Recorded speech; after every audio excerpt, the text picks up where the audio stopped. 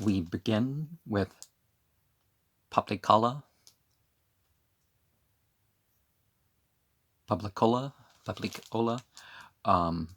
in Plutarch's Lives, translated by John Dryden, revised by Arthur Hugh Clough. Such was Solon. To him we compare Poplicola, who received this latter title from the Roman people for his merit, as a noble accession to his former name, Publicus Valerius. He descended from Valerius, a man amongst the early citizens, reputed the principal reconciler of the differences betwixt the Romans and the Sabines, and one that was most instrumental in persuading their kings to assent to peace and union. Thus descended Publicus Valerius, as it is said, whilst Rome remained under its kingly government, obtained as great a name from his eloquence as from his riches, charitably employing the one in liberal aid to the poor, the other with integrity and freedom in the service of justice, thereby giving assurance that should the government fall into a republic, he would become a chief man in the community. The illegal and wicked accession of Tarquinius Serbus to the crown, with his making it, instead of kingly rule, the instrument of insolence and tyranny, having inspired the people with a hatred to his reign. Upon the death of Lucretia, the killing of herself after violence had been done to her, they took an occasion of revolt, and Lucius Brutus, engaging in the change, came to Valerius before all others, and, with his zealous assistance, disposed the kings, and whilst the people inclined towards the electing one leader instead of their king, Valerius acquiesced that to rule was rather Brutus's due, and as the author of the democracy. But when the name of monarchy was odious to the people, and a divided power appeared more grateful in the prospect, and two were chosen to hold it, Valerius, entertaining hopes that he might be elected consul with Brutus, was disappointed, for instead of Valerius, notwithstanding the endeavors of Brutus, Tarquinius Collatinus was chosen, the husband of Lucretia, a man no ways his superior in merit, but the nobles, dreading the return of their kings, who still used all endeavors abroad and solicitations at home, were resolved upon a chieftain of intense hatred to them, and no ways likely to yield. Now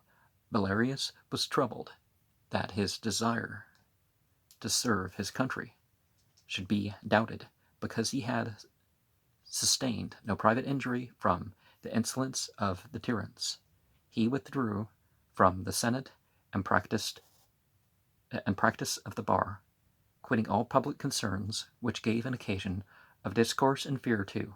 lest his anger should reconcile him to the king's side, and he should prove the ruin of the state, tottering as yet under the uncertainties of change. But Brutus, being doubtful of some others, and determined to give the test to the Senate upon the altars, upon the day appointed, Valerius came with cheerfulness unto the forum, and was the first man that took the oath, in no way to submit or yield to Tarquin's prepositions, but rigorously to maintain liberty, which gave great satisfaction to the Senate and the assurance of the councils. His actions soon after showing the sincerity of his oath, for ambassadors came from Tarquin with popular and spacious proposals, whereby they thought to seduce the people, as though the king had cast off all insolence and made moderation the only measure of his desires. To this embassy the councils thought fit to give public audience, but Valerius opposed it, and would not permit the poorer people, who entertained more fear of war than of tyranny, should have any occasion offered them, or temptation to new designs. Afterwards other ambassadors arrived, who declared their king would recede from his crown and lay down his arms, only capitulating for a restitution to himself, his friends and allies, of their moneys and estates, to support them in their banishment. Now several inclining to the request, and Collatinus in particular favoring it, Brutus, a man of vehement and unbending nature, rushed into the forum, there proclaiming his fellow consul to be a traitor in granting subsidies to tyranny and supplies for a war to those to whom it was monstrous to allow so much as substance in exile. This caused an assembly of the citizens, amongst whom the first that spake was Callus Minucius, a private man, who advised Brutus and urged the Romans to keep the property and employ it against the tyrants, rather than to remit it to the tyrants to be used against themselves. The Romans, however, decided that whilst they had enjoyed the liberty they had fought for, they should not sacrifice peace for the sake of money, but send out the tyrants' property after them. This question, however, of his property was the least part of Tarquin's design. The demand sounded the feelings of the people, and was preparatory to a conspiracy with the ambassadors which the ambassadors endeavored to exile. Trying to adjust the candlelight.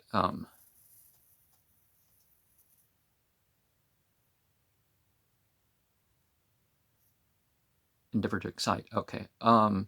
Delayed their return under the pretense of telling some of the goods and reserving others to be sent away,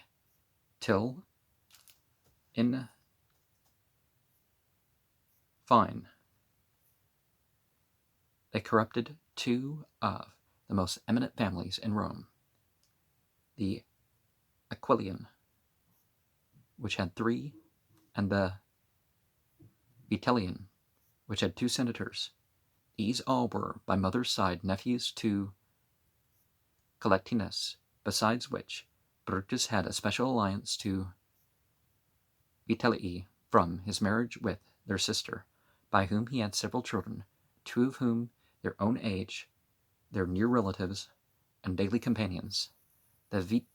Vitellii seduced to join in the plot to ally themselves with the great house and royal hopes of the Tarquins, and gain emancipation from the violence and impeccability united of their father, whose austerity to offenders they termed violence. While tyrants, still, it appears, was, in the names at least, ascribed to him, when upon these inducements the youths came to confer with Aquilii, and thought it convenient to bind themselves in a solemn and dreadful oath, by tasting the blood of a murdered man and touching his entrails, for which design they met at the house of Aquilii. The building chosen for the transaction was, as was natural, dark and unfrequented, and a slave named Vindicius had, as it chanced, concealed himself there, not out of design or any intelligence of the affair, but accidentally being within, seeing with how much haste and concern they came in, he was afraid to be discovered, and placed himself behind a chest, where he was able to observe their actions and overhear their debates. Their resolutions were to kill the consuls, and they wrote letters to Tarquin to this effect, and gave them to the ambassadors, who were lodging upon the spot with the Aquilii, and were present at the consultation. Upon their departure, Vindicius secretly quitted the house, but was at a loss what to do with the matter, for to arraign the sons before the father, Brutus, or the nephews before the uncle, Collatinus seemed equally, as indeed it was, shocking.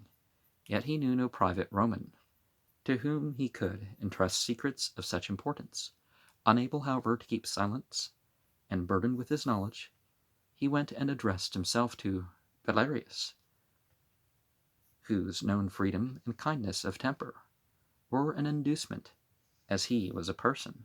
to whom the needy had easy access, and who never shot his gates against the petitions or indignancy. The petitions are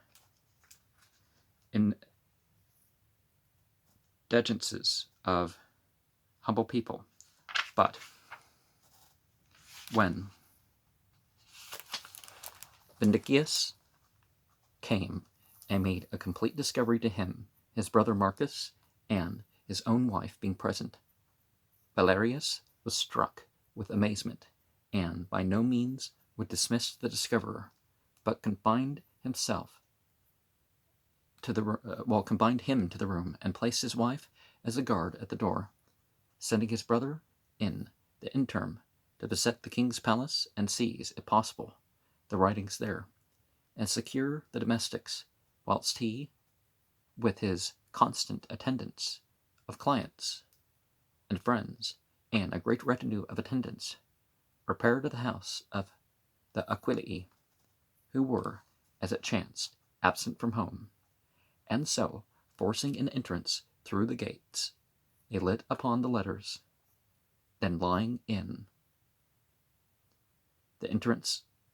of the ambassadors. Meantime the Aquilii returned in all haste, and coming to blows about the gate, endeavored a recovery of the letters. The other party made resistance, and throwing their gowns around their opponents' necks, at last, after much struggling on both sides, made their way with them, their prisoners, through the streets, into the forum. The like engagement happened about the king's palace, where Marcus seized some other letters, which it designed should be conveyed away in the goods, and laying hands on such as the king's people as he could find, dragged them also into the forum. When the councils had quieted the tumult, Vindicius was brought out by the orders of Valerius, and accusation stated, and the letters were opened, to which the traitors could make no plea. Most of the people standing mute and sorrowful, some only out of kindness to Brutus, mentioning banishment. The tears of Collatinus, attended with Valerius's silence, gave some hopes of mercy. But Brutus, calling his two sons by their names, "Canst not thou," said he, "O Titus, or thou, Tiberius, make any defense against the indictment,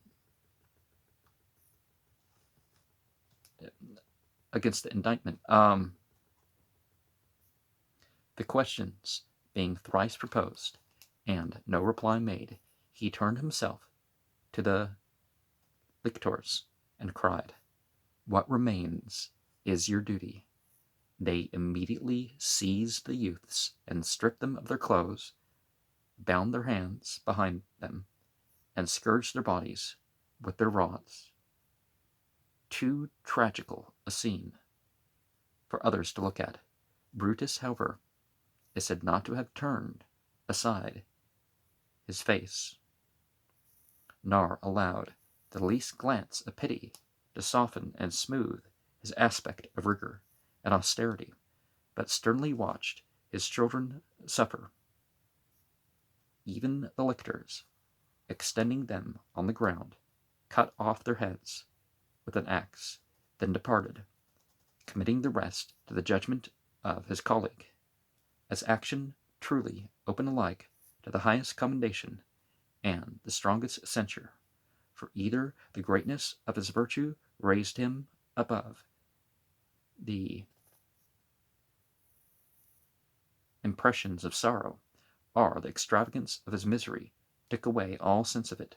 but neither seemed common are the result of humanity, but either divine or brutish. Yet it is more reasonable that our judgment should yield to his reputation, that his merit should suffer detraction by the weakness of our judgment. In the Romans' opinion, Brutus did a greater work in the establishment of the government than Romulus in the foundation of the city. Upon Brutus's departure out of the forum, consternation, horror, and silence for some time possessed all that reflected on what was done. The easiness and tardiness, however, of Collatinus gave confidence to the Aquilii to request some time to answer their charge, and that Vindicius, their servant, should be remitted into their hands, and no longer harbored amongst their accusers. The consul seemed inclined to their proposal, and was proceeding to dissolve the assembly, but Valerius would not suffer Vindicius, who was surrounded by his people, to be surrendered, nor the meeting to withdraw without punishing the traitors, and at length laid violent hands upon the Aquilii, and causing Brutus to and calling Brutus to his assistance, exclaiming against the unreasonable course of Collatinus to impose upon his colleagues the necessity of taking away the lives of his own sons, and yet have thoughts of gratifying some women with the lives of traitors and public enemies. Collatinus, displeased at this, and commending Vindicius to be taken away, the lictors made their way through the crowd and seized their man and struck all who endeavored a rescue. Valerius's friends, head of the resistance, and the people cried out for Brutus, who, returning on silence being made, told them he had been competent to pass sentence by himself upon his own sons,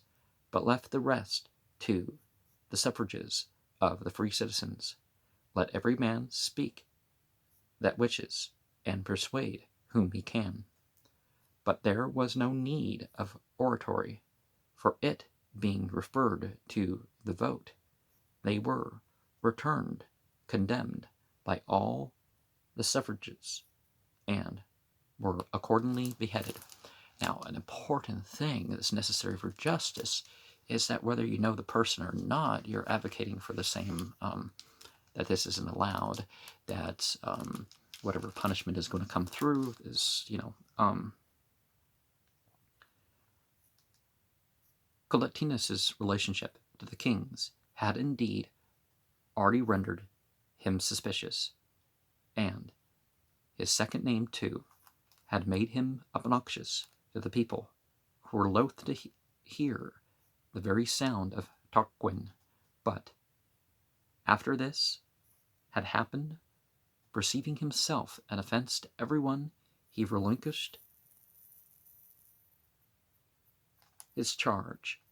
and departed from the city. At the new elections in the Room, Valerius obtained with high honor the consulship as a just reward of his zeal, of which he thought Vindicius deserved a share, whom he made first of all freedmen a citizen of Rome, and gave him the privilege of voting in what tribe soever he was pleased to be enrolled. Other freedmen received the right of suffrage a long time after from Appius, who thus courted popularity, and from this Vindicius, a perfect manumission, is called to this day vindicta. This done, the goods of the king were exposed to plunder, and the palace to ruin. Now, I myself do not believe in criminal punishments, off the battlefield. Obviously, if you're in a fight, but this dismembering thing, I'm not supporting the beheadings and the cutting off of fingers and hands and that sort of thing. I mean, some people know that already, but in sharing this, the pleasantest part of the field of Mars, which Tarquin had owned, was devoted to the service of that entity, but it happening to be harvest season, and the sheaves yet being on the ground, they thought it not proper to commit them to the flail, or unsanctify them with any use, and therefore carrying them to the riverside, and trees with all that were cut down, they were cast all into the water, dedicating the soil, free from all occupation, to the entity. Now, these thrown in one upon another, and closing together the stream, did not bear them far, but where the first were carried down, and came to a bottom, the remainder, finding no farther conveyance, were stopped and interwoven one with another, the stream working the mass into a firmness, and washing down fresh mud. This, settling there, became an accession of matter, as well as cement, to the rubbish, insomuch that the violence of the waters could not remove it, but forced and compressed it all together. Thus its bulk and solidity gained it new subsidies, which gave it extension enough to stop on its way most of what the stream brought down. This is now a sacred island, lying by the city, adorned with the temples of the entities and walks, and is called in the Latin tongue Inter Deus Pontes.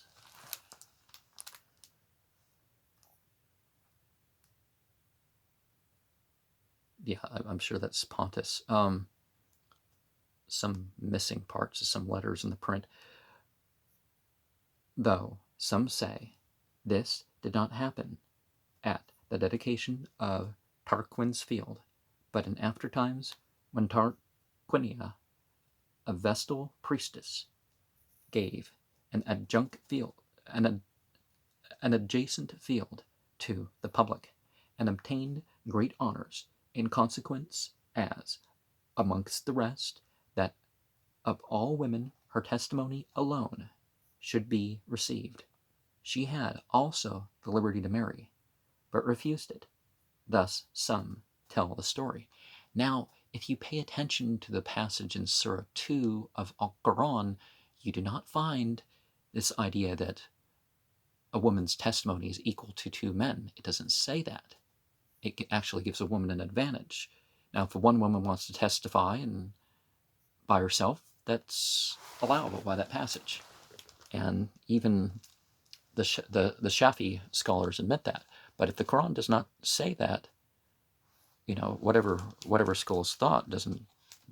matter. It's not actually there. But in most societies, yeah, there was that issue. In the Bible, women aren't supposed to speak in public gatherings, so basically it's up to the men to protect them and whatnot, and all that other stuff, or perhaps the men give testimony of the state of the females of their family, and therefore they can say something in regards to that. But that's not as reliable as, say, a man saying that he witnessed something, which is that no, the person who's the witness is the person who's the witness, regardless of their gender. Some told the story amongst the women. Okay, Tarquin, despairing of a return to his kingdom by the conspiracy, found a kind reception amongst the Tuscans, who, with a great army, proceeded to restore him, and consuls headed the Romans against them. and made rendezvous in certain holy places, the one called the Arsian Grove, the other the Asuvian Meadow. When they came into action, Aruns, the son of Tarquin, and Brutus, the Roman consul, not accidentally encountering each other, but out of hatred and rage, the one to avenge tyranny and enmity to his country, the other his banishment, set spurs to their horses, and, engaging with more fury than forethought, disregarding their own security, fell together in the combat. The dreadful onset hardly was followed by a more favorable end, both armies, doing and receiving equal damage, were separated by a storm. Valerius was much concerned, not knowing what the result of the day was, and seizing his men as well,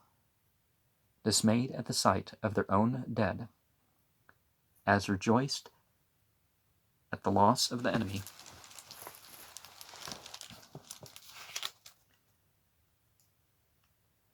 So apparently equal in the number was the slaughter on either side. Each party, however, felt surer of defeat from the actual sight of their own dead than they could feel of victory from the conjecture about those of their adversaries.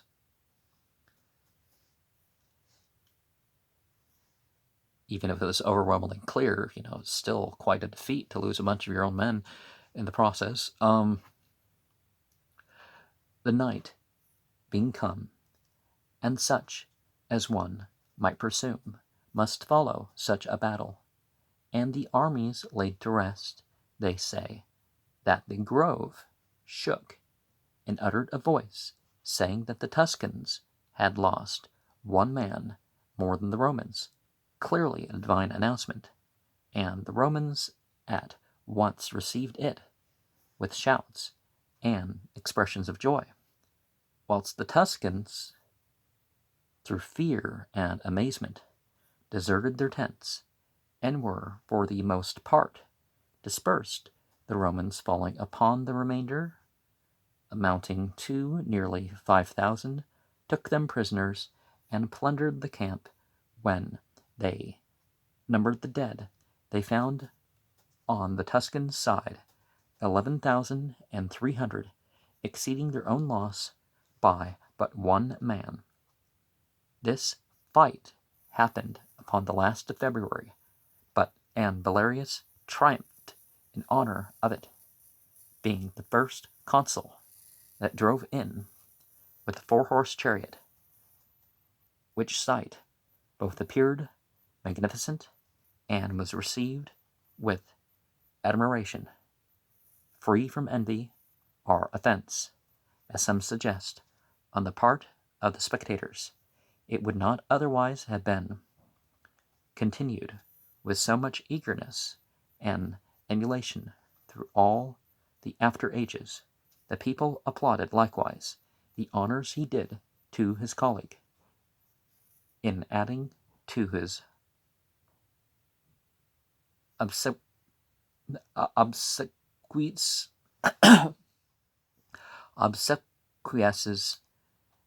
a funeral oration, which was so much likened by the Romans,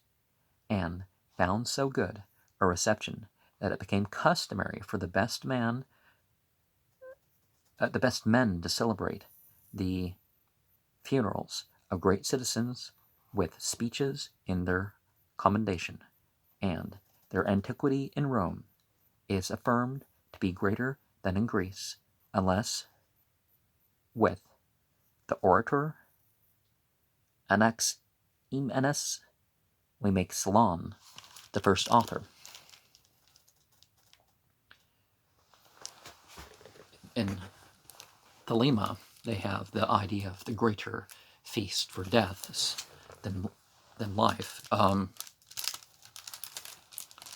yeah, you want to give the dead a good send-off to the afterlife. Speak well of them and stuff. You don't really know when someone's born. You can say, well, this social situation and stuff like this. Yet some part of Valerius's behavior gave offense and disgust to the people, because Brutus, whom they esteemed the father of their liberty, had not presumed to rule a colleague, but united one and then another to him in his commission. While Valerius, they said, centering all authority in himself, seemed not in any sense a successor to Brutus in the consulship, but to Tarquin in the tyranny, he might make verbal harangues to Brutus's memory, yet when he was attended with all the rods and axes, proceeding down from a house than which the king's house that he had demolished had not been statelier. These actions showed him an imitator of Tarquin, for indeed his dwelling house on the Velia was somewhat imposing in appearance, hanging over the Forum, and overlooking all transactions there. The access to it was hard, and to see him far off coming down, a stately and royal spectacle. But Valerius showed how well it were for men in power and great offices to have ears that give admittance to truth before flattery. For upon his friends telling him that he displeased the people, he contended not, neither resented it, but while it was still night, sending for a number of workpeople, pulled down his house and leveled it with the ground, so that in the morning the people, seeing and flocking together, expressed their wonder and their respect for his magnanimity, and their sorrow as though it had been a human being, for the large and beautiful house, which was thus lost to them by an unfounded jealousy, whilst its owner